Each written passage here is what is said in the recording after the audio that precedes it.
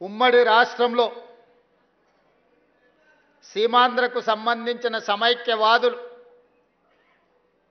ఈ తెలంగాణ మీద ఆధిపత్యం చెలాయిస్తున్నప్పుడు ఓ గద్దరన్న, ఓ గూడ అంజన్న,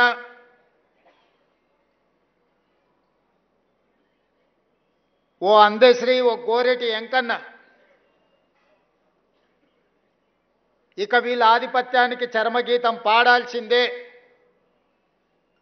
ఈ తెలంగాణ భూమికి విముక్తి కలిగించాల్సిందే అని చెప్పి మలిదశ తెలంగాణ ఉద్యమానికి పునాదులు వేసింది.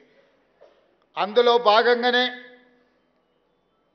బడికి వెళ్ళని, బడి ముఖమే చూడని అందశ్రీ అన్న జయ జయ హే తెలంగాణ ముక్కోటి గొంతుకలను ఏకం చేసి ఈ తెలంగాణ ఉద్యమాన్ని ఉవ్వెత్తున నడిపితే ఈ తెలంగాణ రాష్ట్ర కళ నిజమైంది. ఉస్మానియా, కాకతీయ యూనివర్సిటీలనే కాదు,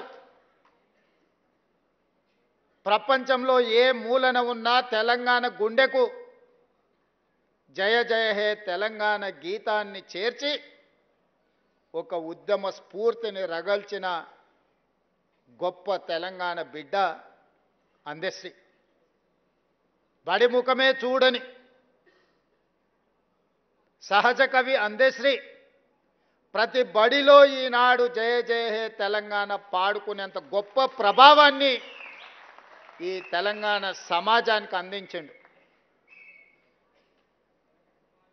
బాధతో, ఉద్వేగంతో నేను ఈ మాట చెప్తున్నా.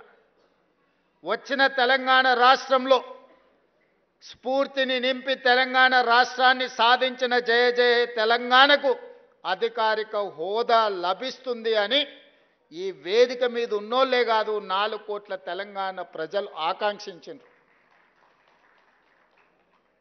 జరిగిన ఉద్యమంలో అత్యంత కీలక పాత్ర. ఏ వేదిక కట్టినా, ఏ ధూమ్ధాము పాడినా అందశ్రీ పాట లేకుండా